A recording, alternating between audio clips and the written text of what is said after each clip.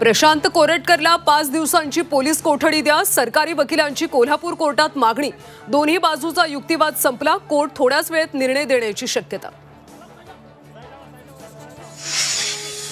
पत्नीची हत्या करून मृतदेहाचे केले तुकडे, हत्येनंतर बंगळुरूतून फरार झालेल्या आरोपीला साताऱ्यात अटक। आरोपीचा विष पिऊन आत्महत्येचा प्रयत्न। संतोष देशमुखांनी घातलेल्या चपलेची ओळख पटली, पत्नीने देशमुखांची चप्पल ओळखली। घटनास्थळावरून पोलिसांनी जप्त केली होती चप्पल, तर आरोपींनी वापरलेल्या दोन्ही मोबाईलचीही तपासणी।